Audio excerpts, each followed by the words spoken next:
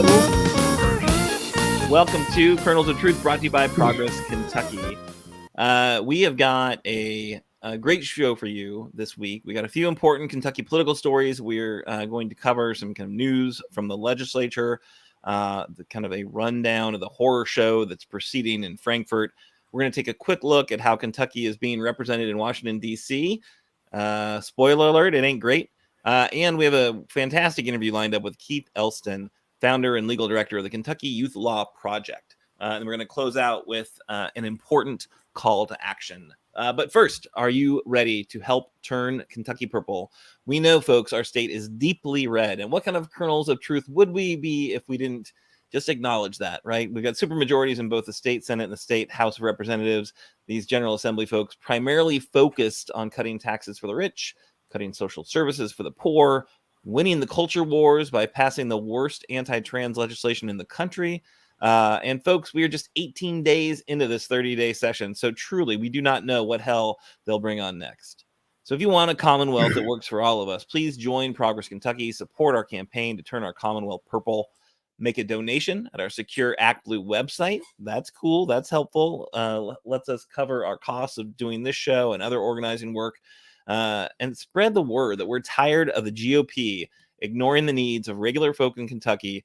We think our Commonwealth is worth fighting for. So now it is time to check in with our co-hosts. I want to take a minute to say thank you to Doug and Nima for bringing us a great show last week, a fantastic interview with Representative Lisa Wilner and Doug's daughter, Dr. Jennifer Price. And I'll be honest, when I'm not in the host chair, I get a little bit nervous about how things are going to go, but they truly rocked it last week. If you missed the show, please check it out. And you can find it on any podcast platform or, here on Facebook or on YouTube, any of the platforms you watch the show on. Don't do it right now because, we'd love to see in the comments. But what we're going to do is check in with our co-hosts. Let us know who you are, where you are, and what does your protest sign say today? So much to protest. You there on the internet, please. We want to see what you're protesting as well. What does your protest sign say today?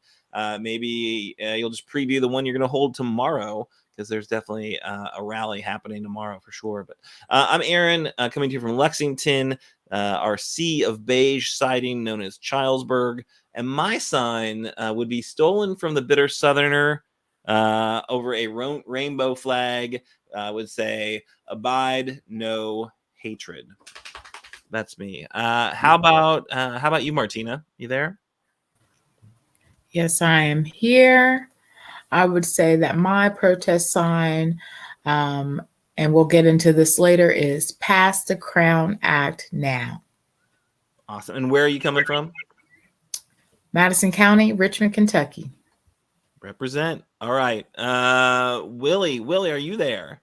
I am here. I am coming at you live from Montgomery County, Mount Sterling, Kentucky.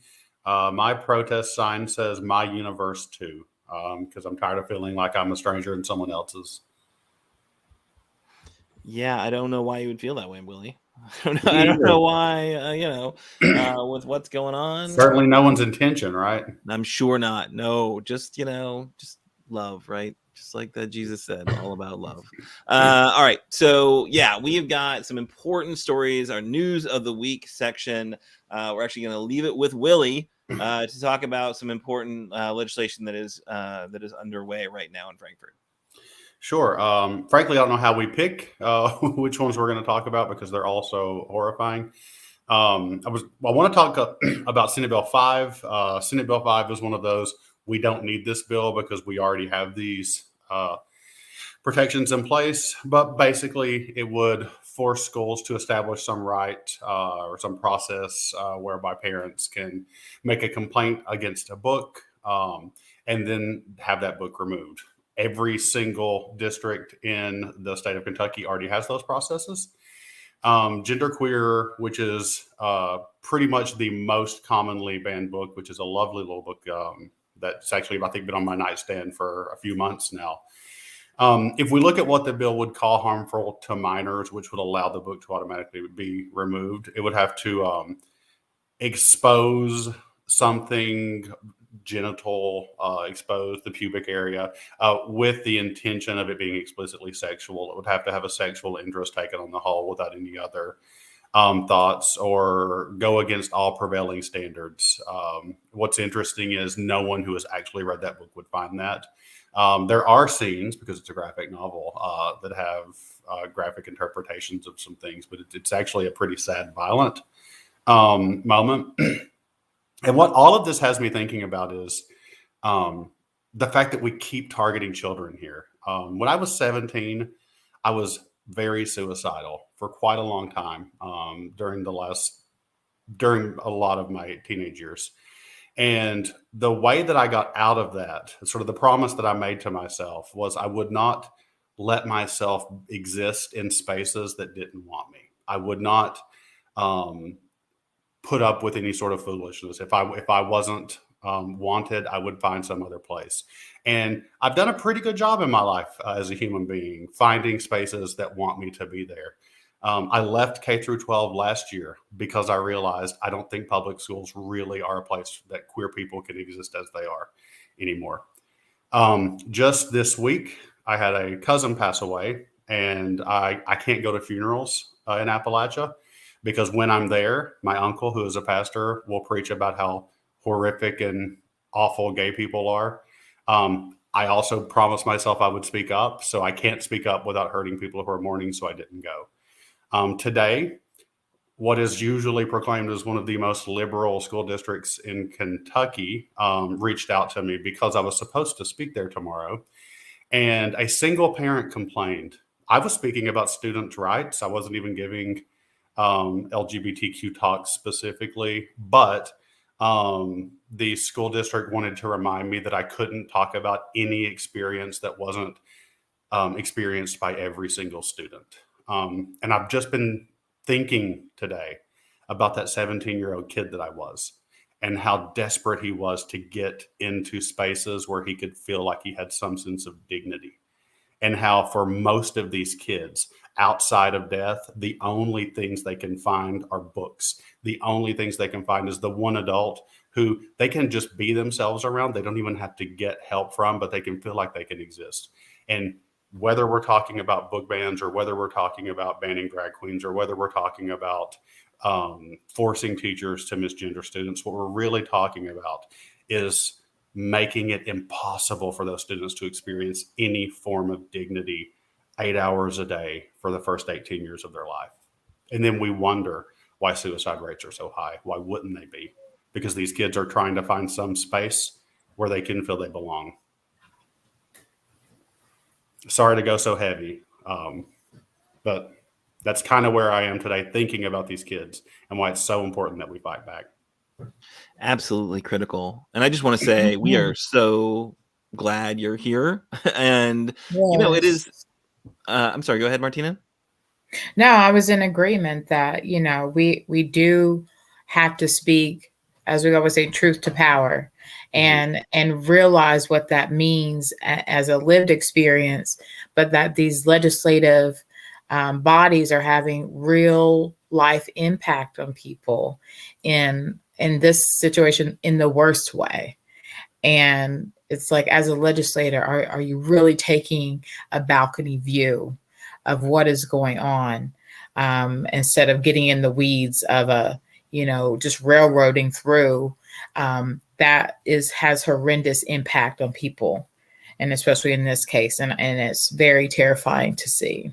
Yeah, I kind of made light of it in my opening, right? The idea that these guys just want to win the culture war, right? But right, it is literally a war, and wars have casualties, and there are absolutely body counts associated with these pushing these horrible bills through. And I don't know how these folks look themselves in the mirror, because it's everyone knows what happens when you make gay kids' lives harder, which is all these bills are about doing. If we look at the 1 million students in Kentucky, and imagine and look at what we know happens if you remove one adult that they can feel themselves around, that doubles the chance that that student will die. And just in Kentucky, we're looking at 1,000 students. That's what the one too many. One too many. And when I'm thinking about too, how we testify, and science will not matter, numbers do not matter, facts do not matter, stats do not matter, established history does not matter, 50 years of research does not matter. Nothing that anyone says appears to be able to sway the people who are making these decisions. And then I start thinking about what kind of person are you? What have you decided about who you are in relation to other people if there is literally nothing on planet Earth that could sway you? There are very few things that I hold that couldn't be swayed. Very few, I don't know, practical decisions that I might have that couldn't be swayed by science and other people's stories.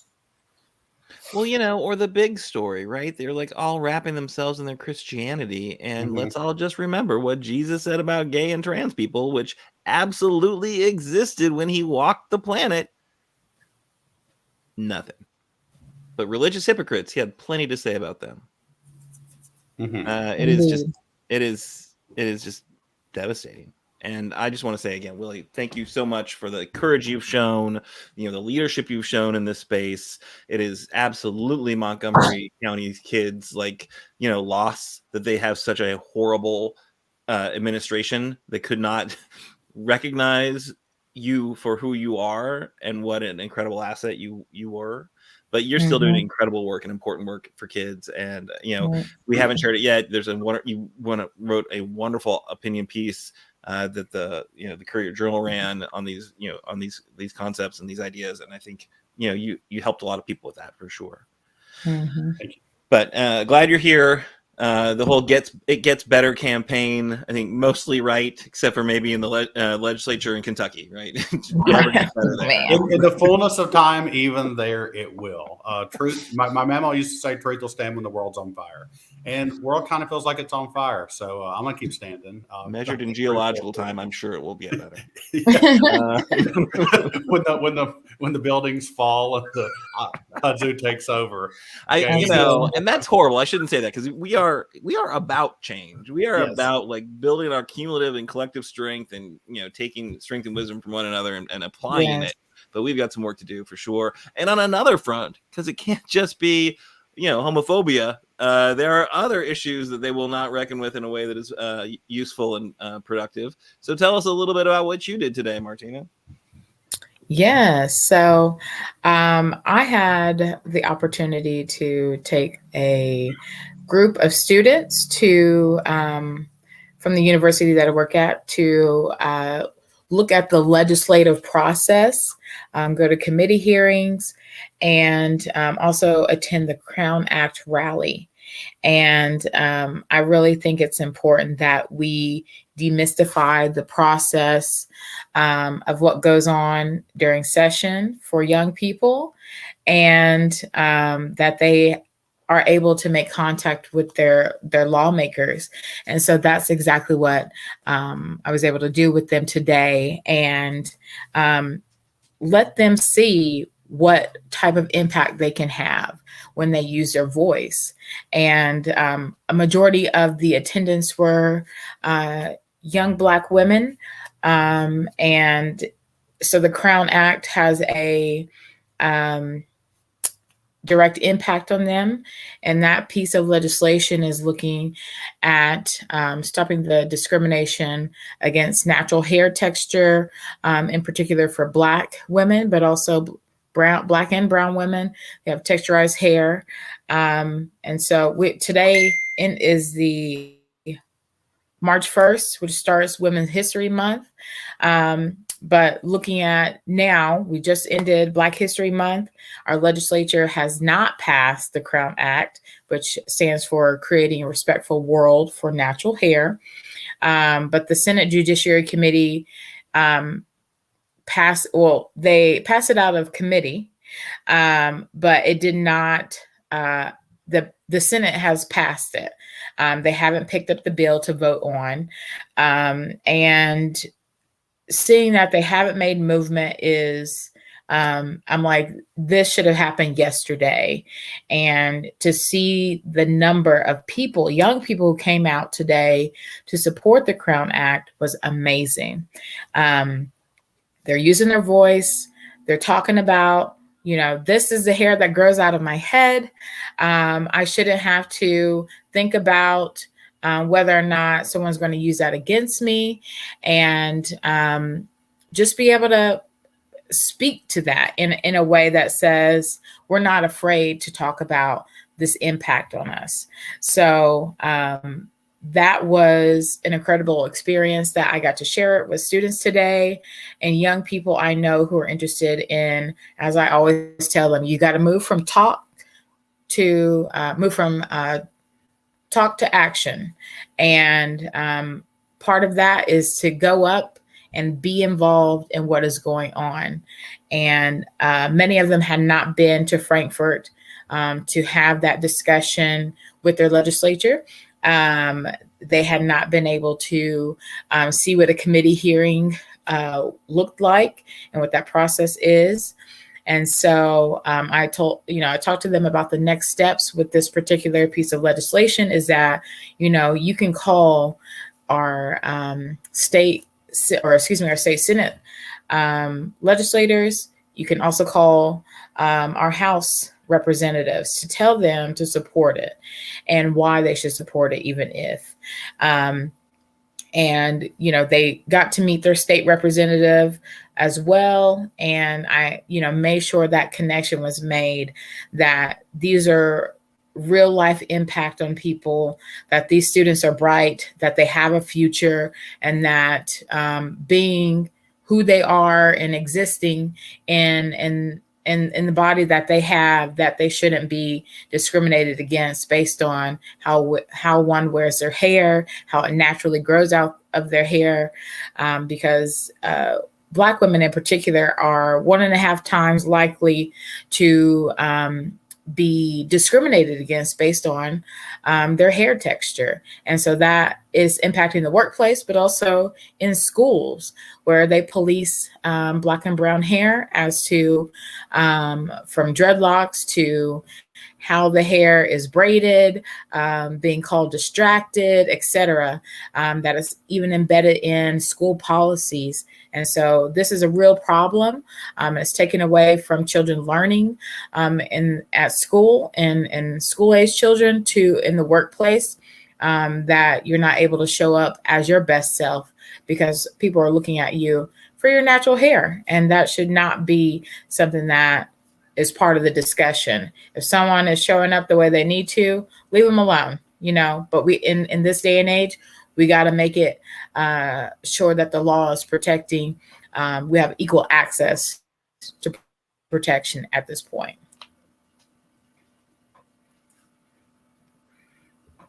Well, I'm so glad that you were there. I'm glad you were able to bring students to experience the legislative process. I think that's really important to kind of demystify it and show, kind of how it works, and that it's not like some overwhelming, thing that you can't influence. Although sometimes we definitely feel it is over. I will say it is overwhelming. They were wiped out at the end of this, but I said this is something that you need to be aware of. And but they were so appreciative to have that experience. So I left pumped. Some of them were drained, but I was just so happy to share that and know that they can walk those hallways just like anyone else. Yeah, for sure. And to like give that real world experience with it, right? And see that these legislators are like, just people, and maybe not even the best people we've got. Often not. That too. Often. But it's so important too for students to see. I think often people who look like them or who fit categories that they fit, leading that charge, right, and saying, "Look, I'm doing this. I'm comfortable in this space. Therefore, you have the right to be comfortable in this space." So, thank you for doing that.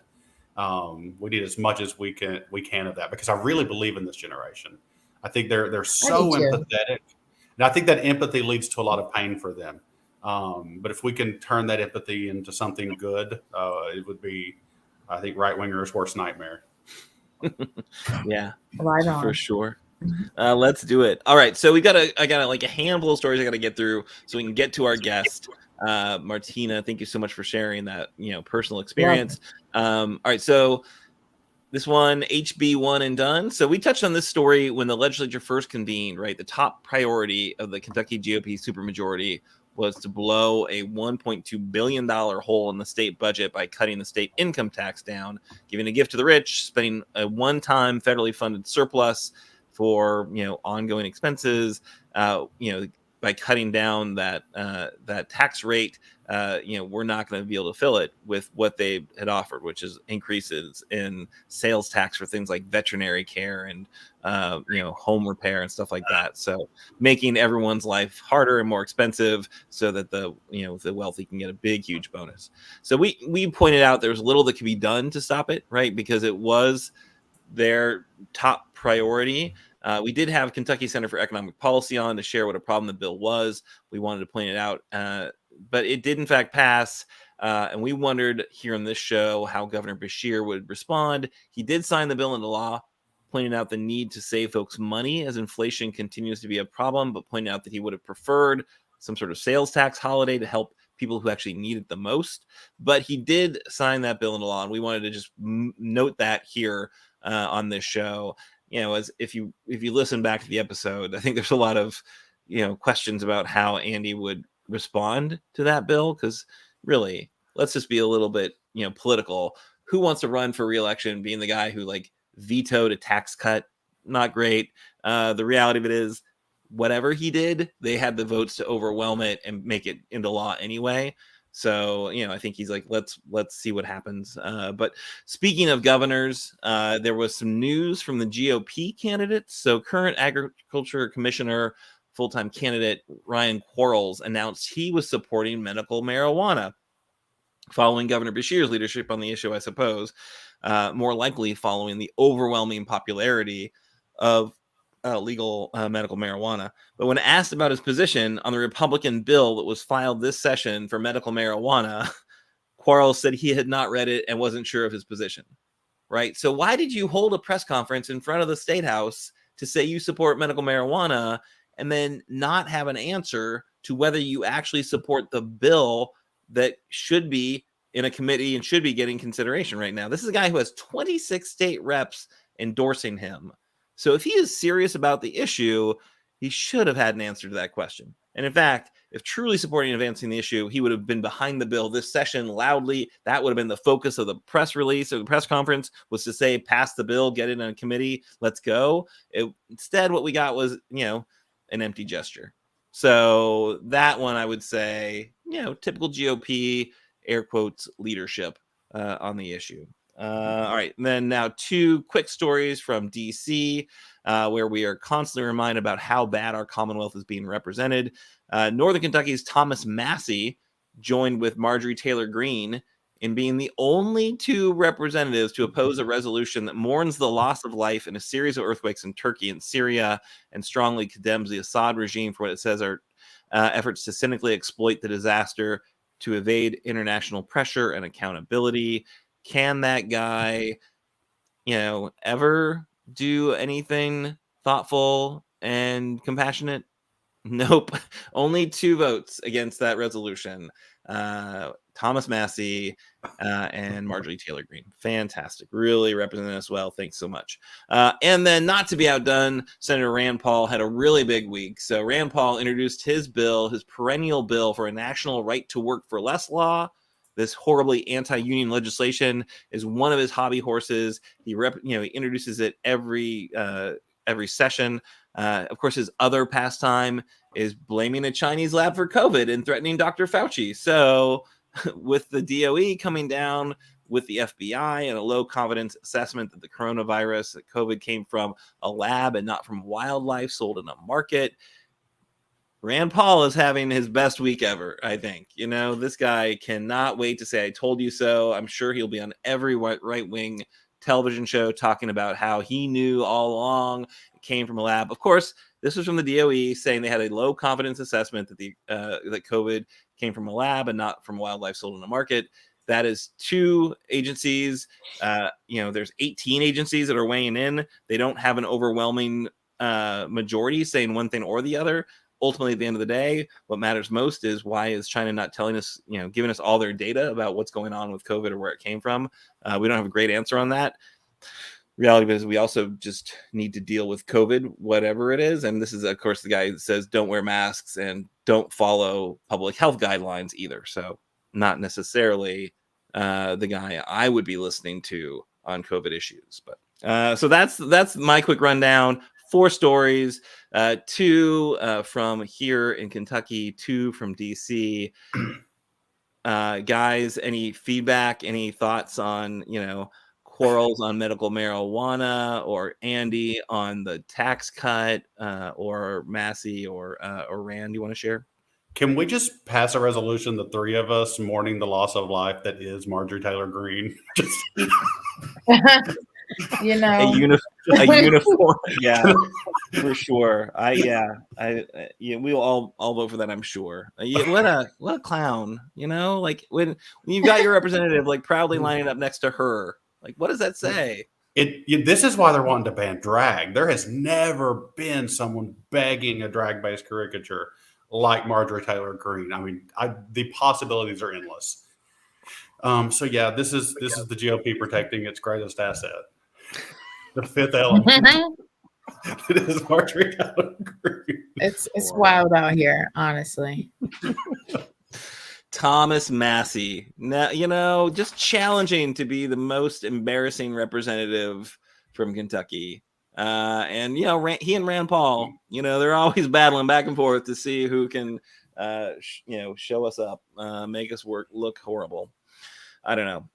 All right, and then I don't know. How about these governor and governor candidate? Like, did anyone think Ryan Quarles truly supports medical marijuana, or is he really just looking to grab some attention, grab an issue, try to get more support behind his campaign for governor? I think it's clearly that any press that you can get just to get your name out there, just to get people talking about it, because and this is also yes. I'm reminded of a friend. We were discussing religious beliefs. I will not get into the religious conversation this time, but I said, "Do you really believe this?" And this friend said, "Of course I do." And then he goes, "Wait." And then he turns to another friend and goes, "Is that part of our religion?" And then that friend says, "Yes, it's a basic tenet." And he goes, "Of course I believe it." So he was really, so I'm just picturing in that moment, he was like, where's the party? What is the answer to this? That's how I'm reading this. Yeah. Everyone agrees? Think that's I think that's a great example. It was pretty clear that was happening with that dynamic, because I was just like, okay, that's great. I mean, like, good for you. This isn't anything just mind-blowing. But if you're in a primary where you're trying to maybe pull more from the middle or whatever it is, then that's the move he's making. But I mean, again, it's nothing wow factor by any means. I didn't even look at the announcement. I just waited until what was written afterwards, because I'm like, it's nothing. Yeah, for sure. Grab some attention, grab some headlines, try to get, more people aware, try to make your GOP candidacy, a little differentiated from others. But, ultimately, maybe he's just listening to the ag interest. I think there are a lot of folks who would love to grow, marijuana for medical use, for recreational use. But, I don't think just the fact that he couldn't weigh in on the bill at play. Like, come on, buddy. Like, you don't care. No. All right. So yeah, we are right now at the halfway point, and what we want to do is bring on our guest. So that was news of the week. And now we're super excited to be joined by Keith Elston, the founder and legal director of the Kentucky Youth Law Project. Willie, you connected us. So could you tell us a little bit about the Kentucky Youth Law Project and kind of how you're involved, and then bring on Keith? Absolutely. I feel like I fell into a sea of helpful strangers last spring. It really ties to this belief I have about everything, which is that the universe does want you to succeed. If people see you trying to go through a door that they want you to go through, they will show up and help you through it. Often people just need someone with the courage to stand in front of the door. So Keith reached out immediately to me when he was seeing sort of the troubles that were happening in Montgomery County, just to offer his support, offer his help, offer his friendship. And it was in that way that I learned what the Kentucky Youth Law Project was, specifically a group based in Kentucky that works with Kentucky youth who are LGBTQ when they need legal help. And legal help is a really broad category. Oftentimes, these are students who are facing big enemies, often their schools, who are at a point where there's no one left to defend them, no one left to step in and say whatever the situation is isn't appropriate. And Keith has been working very hard for a very long time for the LGBTQ youth of Kentucky in all of these situations. I'm proud to work beside of him and be a board member of the KYLP and engage in this very important work that's becoming more important and more difficult. Awesome. Welcome, Keith. Hello. So yeah, tell us, we just heard Willie's introduction of the group. Tell us a little bit about it, like kind of what's the day-to-day work look like, what led you to found the organization, and what are you focusing on right now? Well, let me start with what led me to found it. I'm a family law and estate planning attorney. I've been doing this since 2006. Have private practice that I do, and a large majority of my clients are LGBT identified. Because of that, I'm a member of the National LGBTQ Bar Association, and they have a group for family law practitioners called the Family Law Institute. And they meet a couple of times a year. I was attending a meeting in, I think it was in Nashville, a regional meeting for those of us who are in the southeastern part of the state or the country. And one of the discussions we had at that meeting was the need for legal representation for LGBTQ youth. Typically, what has happened is that gay adults try to stay as far away from LGBTQ kids as possible because of the stereotype of gay adults being child molesters or groomers, and so that was preventing LGBTQ kids from having any access to justice. And that is a big issue for me, is that everybody has the right to have equal access to justice. And that means access to the courts, access to fair laws and rules that govern all of us. And so on the way back from Nashville, I started thinking about what I could do to be more active in that, to try to really do that. And I have to back up. At one point in time, before I went to law school, I was an executive director for a state ACLU, and then from there, I was hired as an executive director of an LGBTQ kids or youth organization in New England for about a year or two there, and then went to law school. And so I already had a kind of a background in these issues, and decided that the best thing we could do is start talking to some of my colleagues about forming an organization that would protect them, that would give them free legal advice. Because the other thing is, even if they think about trying to get a lawyer, they think they're going to have to pay thousands and thousands of dollars, and they don't have thousands of dollars to pay for it. So we wanted to give them free legal representation to the extent that we can. And we've been going since 2014 and have probably several dozen clients that we're working with. We do dependency, neglect, and abuse appointments as a special guardian ad litem. We do name change petitions, and we're working now with the University of Kentucky Legal Clinic to do name change petitions and train some new lawyers to be taking over some of these cases. We also have advocated for students who have been discriminated against by their schools.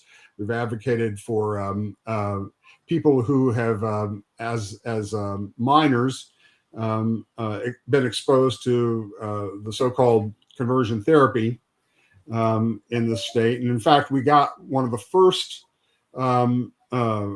findings from a state regulatory agency that a licensed clinical social worker, had violated state's ethics laws by practicing this dangerous practice of conversion therapy on a 16-year-old. Oh wow, that's important. Yeah. Was that the first time that's ever been found? It's the first time it's ever been found in the country, actually, that there's actually been a finding, and certainly the first time in Kentucky that we've had any cases like this brought. It turns out this same LCSW had a previous complaint made that was actually worse than the one that our client experienced, and unfortunately, he's still practicing. And so we're still working on this because we think he needs to have his license revoked, and we're going to be a thorn in the side of the folks who have the decision to make about whether to revoke his license.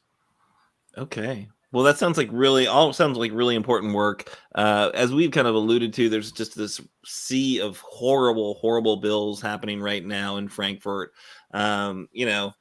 You got law in your name, but there's a lot of different ways laws kind of come into things.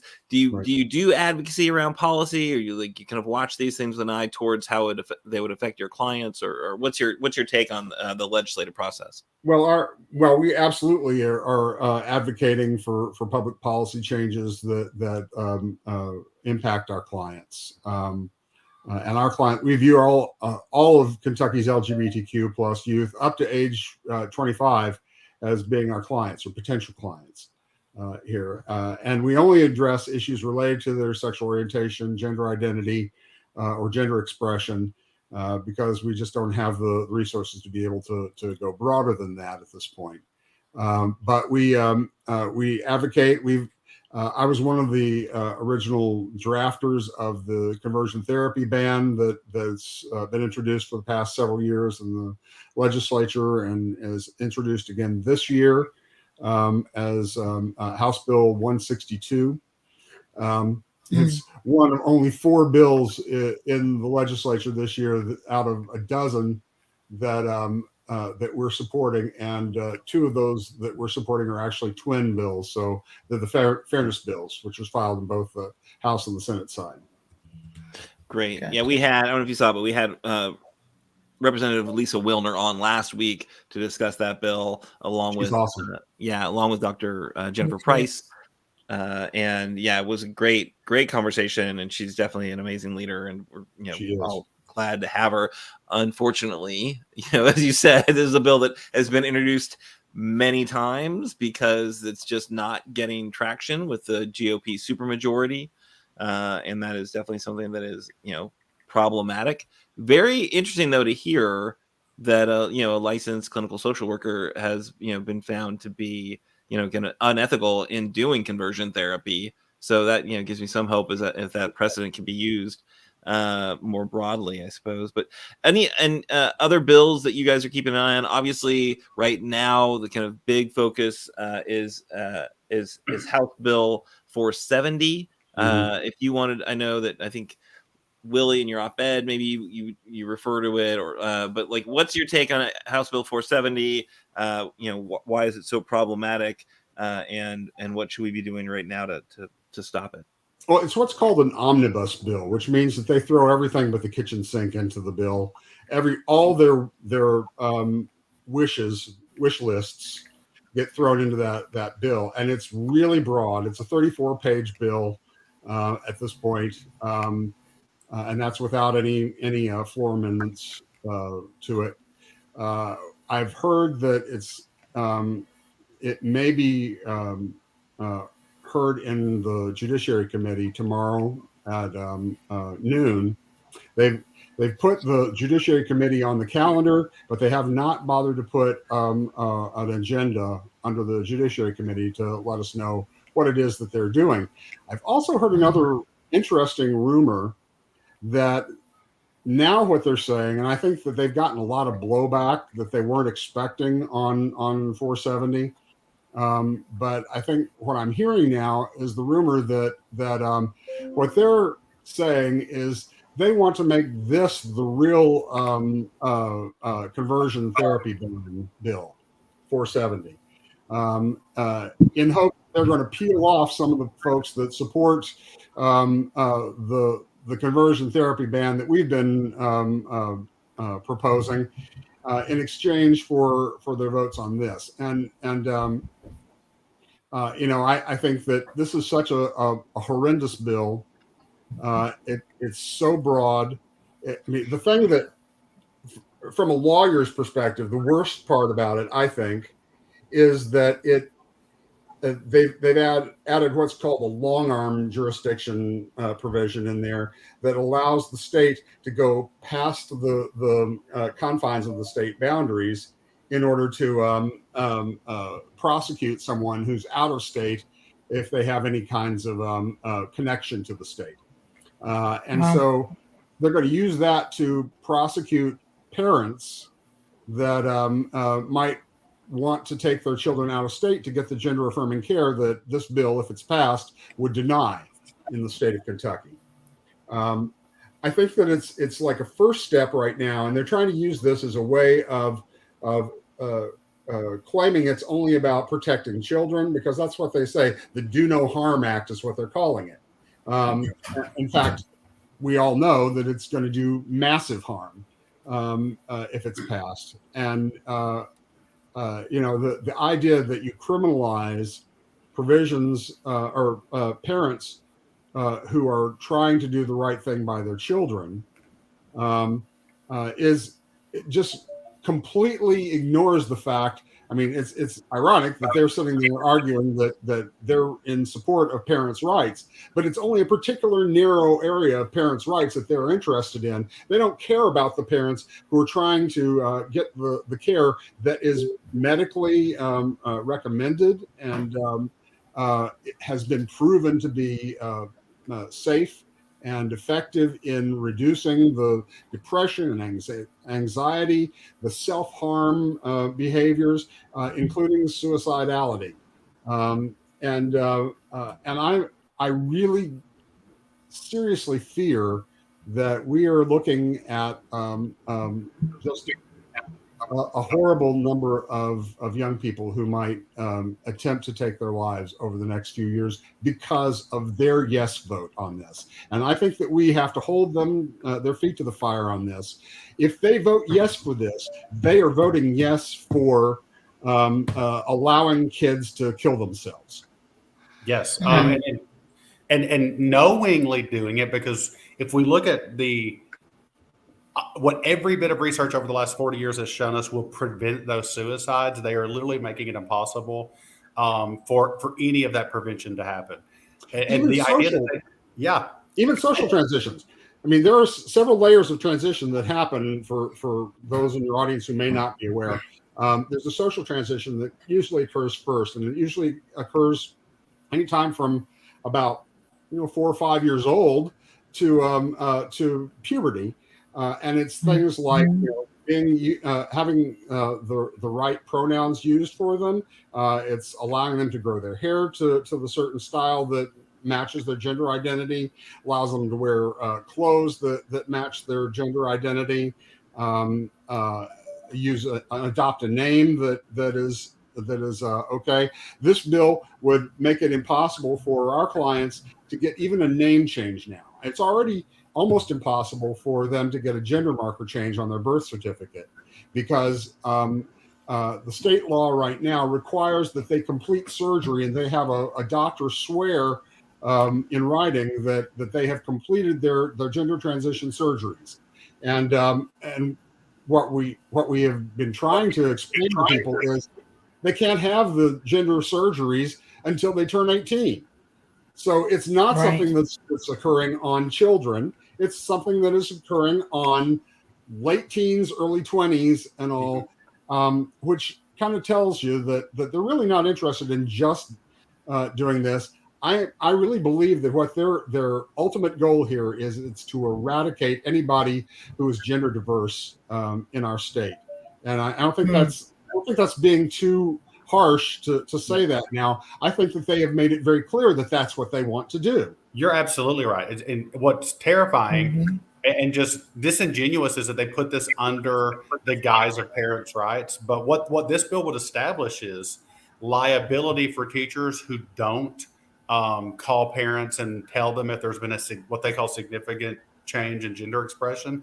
We're talking about whether their hair is long, what their voice sounds like, what interests they have, whether they like the color pink. And what we're then creating is a class of government workers who spy on children and then document if those children don't fit a norm that's pre-established by the government for what a boy should be or a girl should be. Absolutely. It's scary to think that kids are going to have to live 8 hours a day in rooms with adults who will be fired if those adults don't obsess over their gender and sexuality. And even as bad as some of the schools are, not all schools are bad. I mean, I would say, full disclosure, my husband works for Fayette County Schools, and they are awesome on this. Some of the bigger school districts have really got, I mean, they walk the walk as well as talk the talk. Some of the smaller districts are good on this too, but there are still, school can be a very dangerous place for kids who don't fit in. And that can be in a lot of different ways. And it's even worse for kids who are who have, two FERS or three FERS, people of color, kids with disabilities, and also identify as LGBTQ. And so it's even worse. And the studies bear this out, that it's dangerous and creates a level of stress on these young people. So, I mean, even if you don't talk about the horrible mental health outcomes of this, the studies also show that it means poor outcomes in terms of education. They stop coming to school because it's dangerous for them to be in the schools. They stop doing, engaging in their classrooms and doing their work in the classrooms because they don't see any purpose in it, and they're being bullied while they're in the classrooms.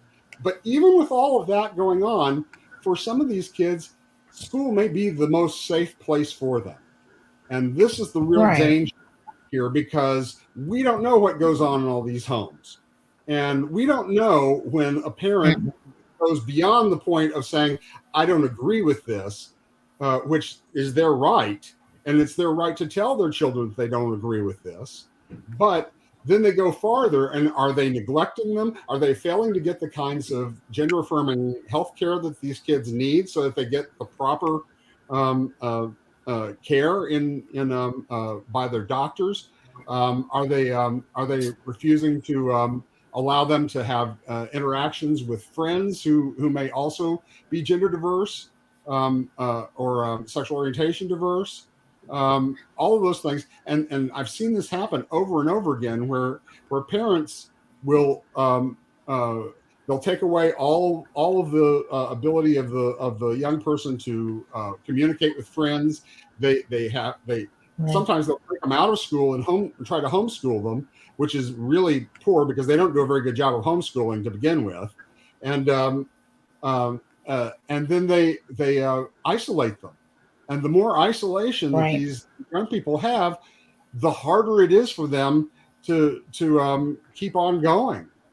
And so the legislature here is creating an atmosphere that will cause these children to take drastic actions that will harm themselves, will deprive their families and their communities and their schools and this state of vibrant young people who have great ideas, who are smart, who could take us forward in this state, but they don't really want us to go forward, is my opinion on this. Mm-hmm. They want us to go back to some sort of Ozzie and Harriet type 1950s version that they've fantasized is some ideal.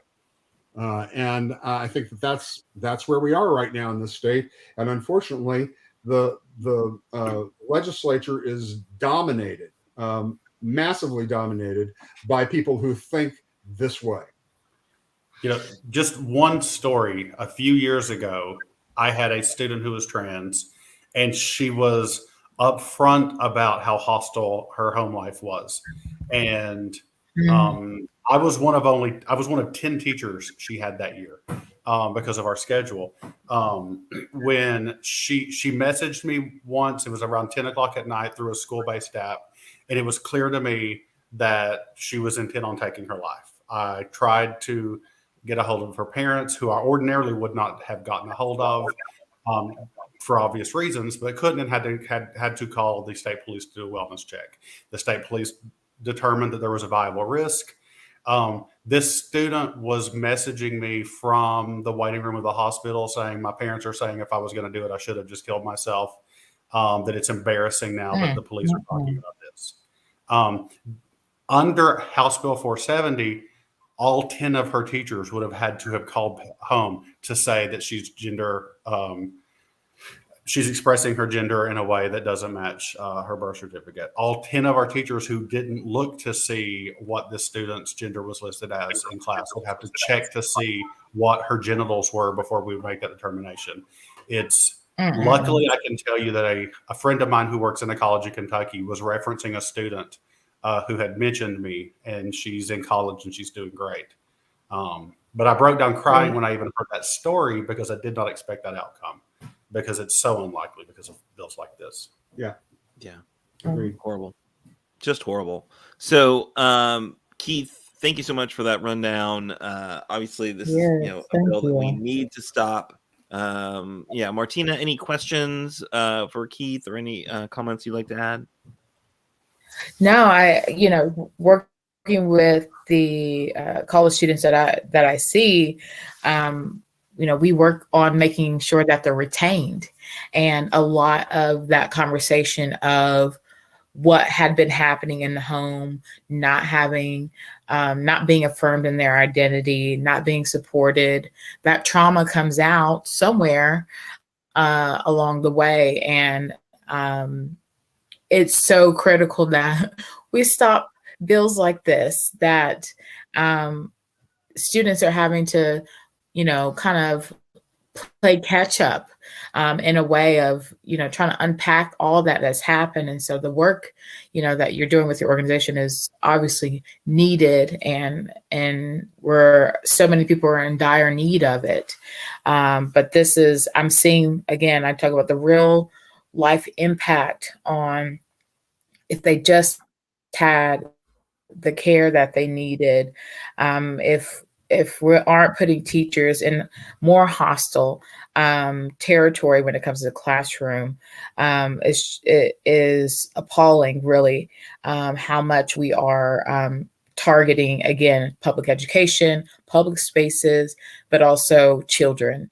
And with Kentucky, I believe we're still at the second highest rates of child abuse and neglect. Like, what are we doing? What are we doing in the big picture, in the big scheme of things, that we are only contributing to more harm? And we should be working, obviously, to turn and pivot to a better direction. So I definitely am in full agreement that we have to stop these things. We have to continue to voice concern, and also make sure that people, especially our young people, have a platform to tell the truth too. Agreed. Absolutely. It looks like Nate just shared Doug just shared in the chat, 71% of Kentuckians oppose bans on medical care for trans youth. This was a recent Mason-Dixon poll. Mason-Dixon, very legitimate polling agency, just showing that, look, people don't want them to do this. Why are they going down this road? This is not a popular step for them to take. It'll have, as you just heard, so many negative repercussions on the kids themselves. Makes not a recruiting thing for teachers, right? If we're really serious about this teacher shortage, making them police gender is not going to be a big recruitment tool. And I guarantee you they'll be heading to other states that don't make them do this work. Really just confounding to see it. Keith, before we let you go, anything that, you would ask our viewers to do to support you? How can people, get behind the work of the Kentucky Youth Law Project? And how can people, support the advocacy you're doing? Sure. Well, I guess the first thing is, if you've got the number for legislative hotline, put that up, because we need everybody calling, at least once a day, to say no to these anti-LGBTQ bills. There are literally a dozen bills right now that we're tracking. That's the most I've ever tracked in the state legislature, that are all of them having to do with anti-LGBT issues. Definitely people need to call and keep on calling. Now, their hotline is only good during the day, so you probably won't get them tonight if you call them.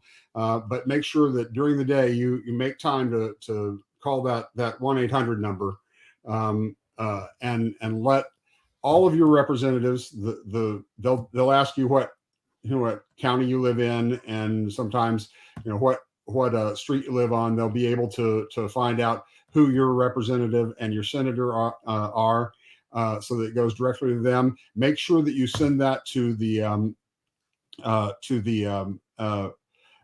of the House leadership and the Senate leadership right now. So tell them to send it to House and Senate leaders, probably also, it probably would not hurt at this point to start sending messages to the governor, saying that you support a veto.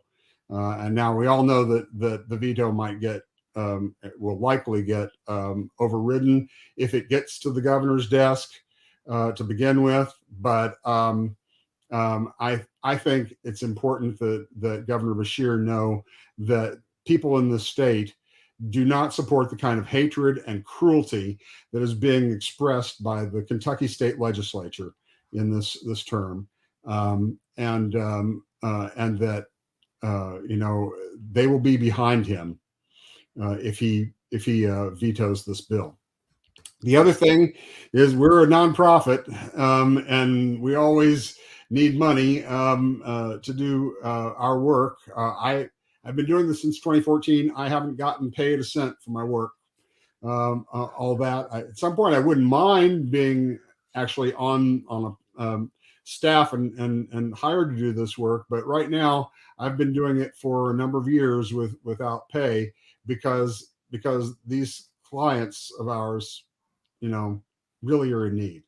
And so any support, you can go to our website, www.kylp.org. And there is a place there where you can click on, and it'll take you to a secure server where you can make a donation to the work that we do. And I would appreciate any amount at all is fine. Awesome. Well, yeah, you deserve a salary. Everyone deserves a living wage, and you don't go to law school to be destitute necessarily. So we appreciate the work you've done, and you will do. And I hear Willie's on your board. Maybe you guys should start a fundraising committee and figure out some ways to. As a matter of fact, Willie is on. He's the chair of our fundraising committee. I just got a candle maker who's going to do some beautiful candles, so I will share that with everyone. Awesome. And all the proceeds after costs will go to KYLP. That's awesome. All right, so we've gone long. We've had so much to cover. We didn't even get to the drag ban bill, which is also being heard tomorrow. Senate Bill Tomorrow at 9 a.m. 9 a.m. All right, 9 so we're going to need to close out the show though. Thanks again to Keith for joining us. I don't know. We've got a call to action here.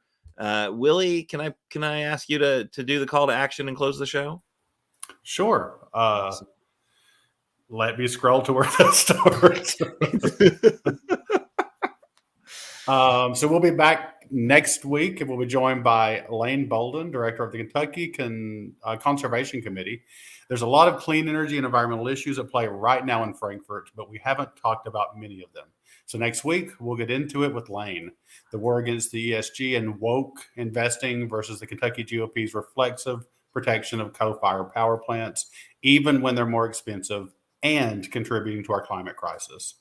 We'll also be joined by the new candidate for Senate District 28, Robert Sainta. He'll be running to represent the now vacant Senate seat, so we'll hear why he's running and what he hopes to accomplish.